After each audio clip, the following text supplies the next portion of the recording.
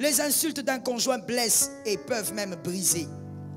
Voilà ce que les insultes peuvent faire dans le cœur ou dans l'âme d'un conjoint. Premièrement, les insultes intimes que vous avez pour vous. Les insultes d'un conjoint. Quand c'est un conjoint, comme le verset l'a dit, quand c'est quelqu'un de lointain, ça se gère. Quand c'est un inconnu, dit rien du tout. Au contraire, vous êtes peut-être curieux. Mais quand c'est un mari, c'est une femme.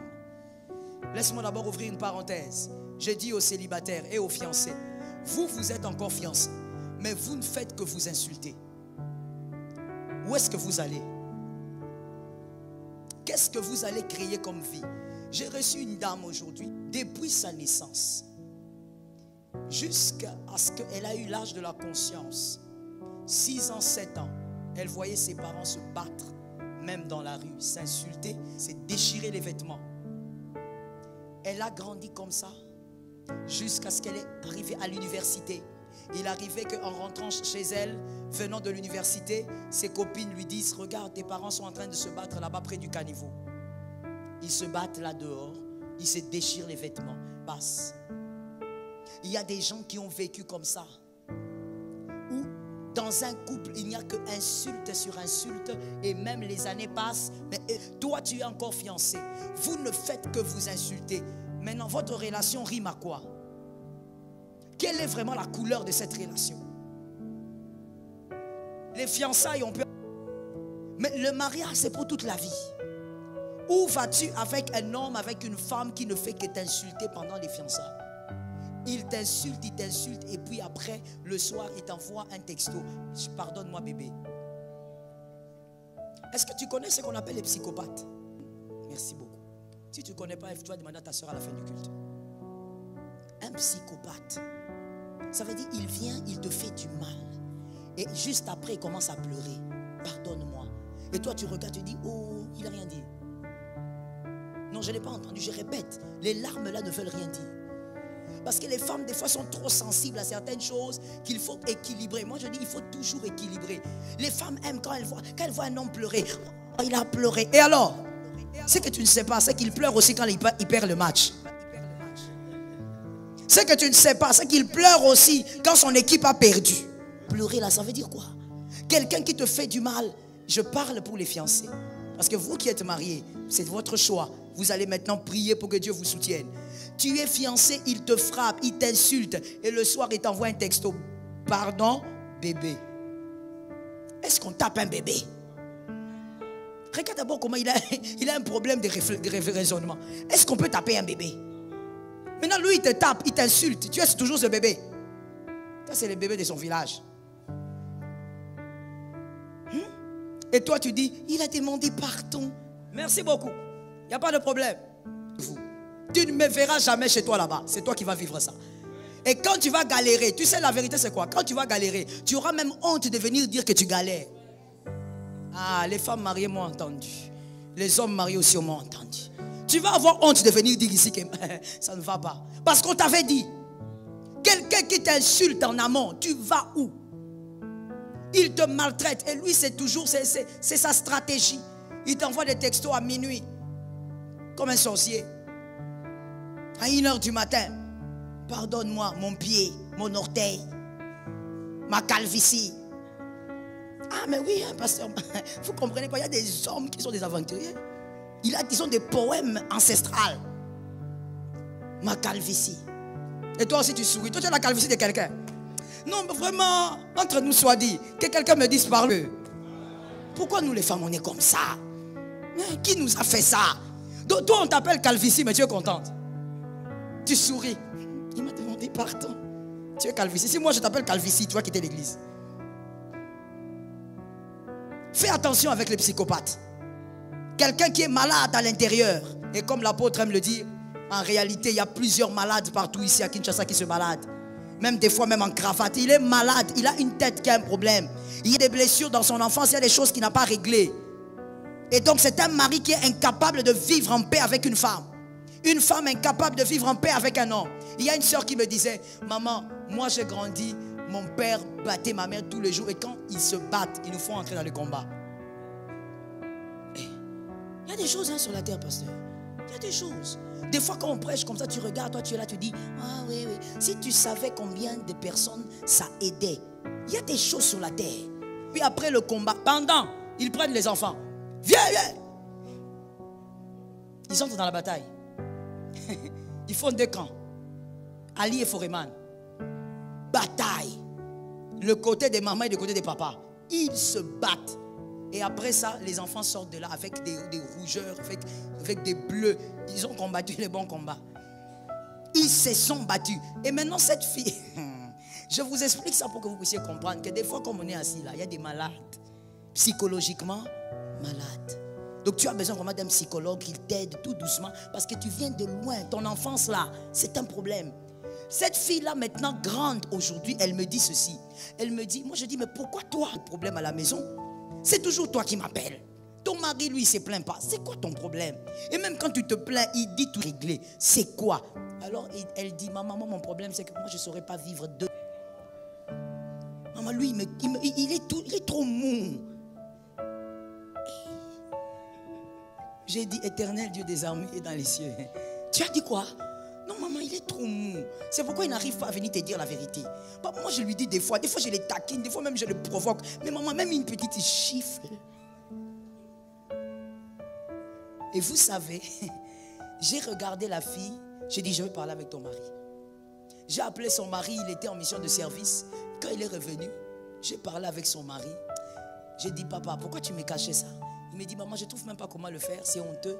Je vais venir te dire quoi? Que ma femme a des problèmes à la maison parce qu'elle veut que je sois agressif. Je ne vois pas quoi te dire.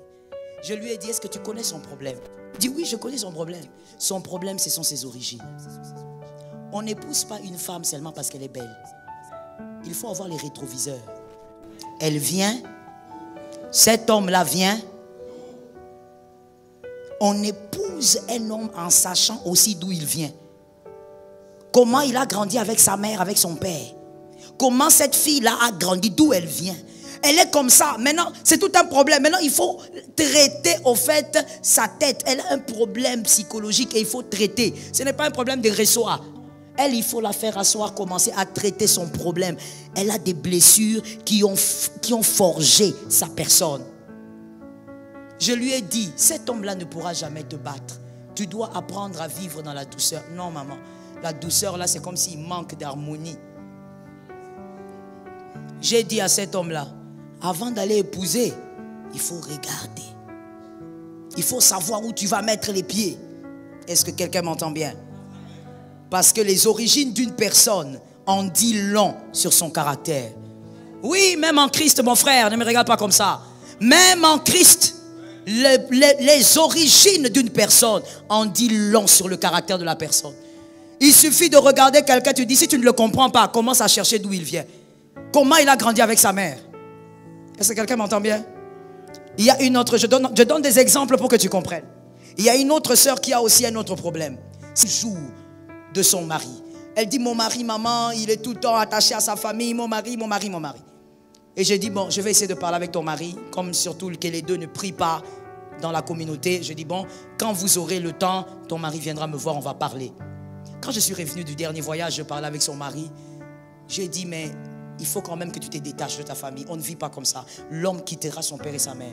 Alors son mari se met à rire. Il dit, maman, elle ne t'a pas dit la vérité. Il faut lui demander c'est quoi le problème. Je dis, oh, c'est comment encore? D'accord, je vais lui poser la question. Je dis, mais toi tu m'as dit qu'il avait des problèmes. Il est trop... Et puis le monsieur s'est organisé pour qu'il soit à deux avec sa femme. Il a dit à sa femme, dis à maman ce qui te dérange. Il dit, non, moi ce que j'ai dit là, c'est ce que j'ai dit. Si tu entends quelqu'un dire ça, menteuse. Si tu entends quelqu'un dire ça, menteuse. Ce que je dis là, j'ai déjà dit. Oh non, répète maintenant ce que tu avais dit. Non, maman, j'avais déjà dit. Ah. Et le mari qui me dit, maman, son problème c'est quoi? Son problème c'est qu'elle ne supporte pas l'amour que je donne à ma mère. J'ai dit, hé, c'est quelque chose ici? C'est quel type de phénomène? J'ai dit, maman, c'est maintenant qu'il faut me dire.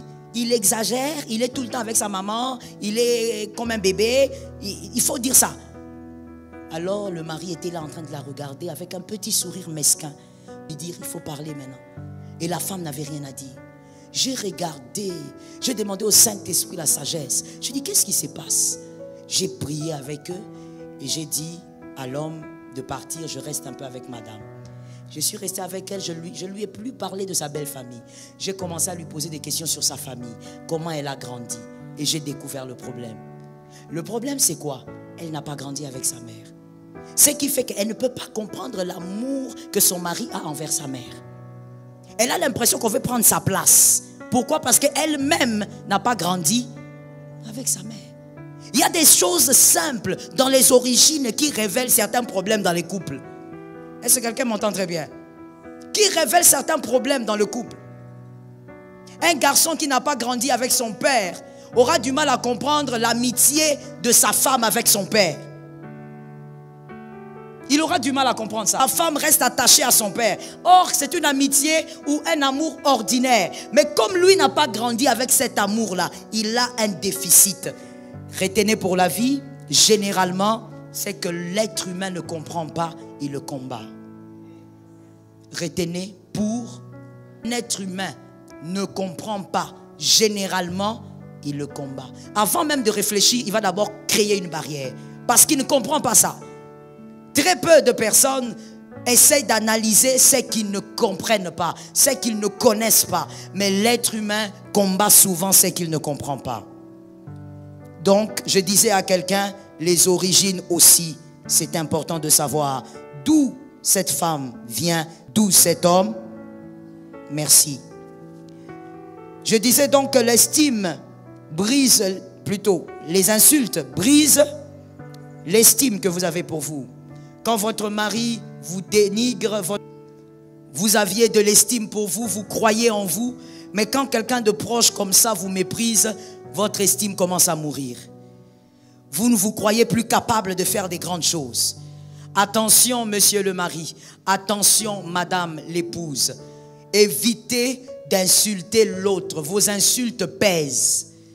Vos insultes ont le prix des 5 autres insultes. Quand vous insultez, vous êtes en train de détruire l'amour et l'estime que la personne a pour elle-même. Les choses qu'elle pouvait faire avec excellence, elle ne sera plus capable de le faire. Les choses qu'il pouvait faire avec excellence, il sera incapable de le faire. Voilà pourquoi je veux dire déjà à un homme, à une femme ici, surtout à un célibataire parce qu'eux profitent plus. Je dis, ne laissez pas une troisième bouche définir ce que vous êtes. Jamais. Que quelqu'un me dise jamais.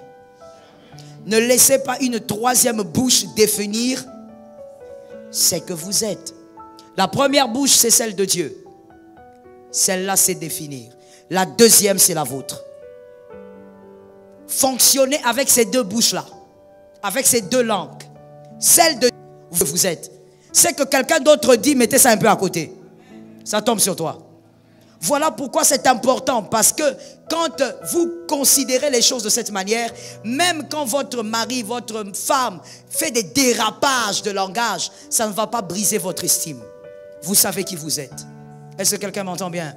J'ai vu plusieurs femmes mariées, c'est limité dans la vie parce que le mari était tout le temps en train de l'insulter. Tu n'es pas intelligente. Qu'est-ce que toi tu sais faire? Si je ne t'avais pas épousé, tu ne serais rien dans la vie. Toi tu sors d'où? Tout ça.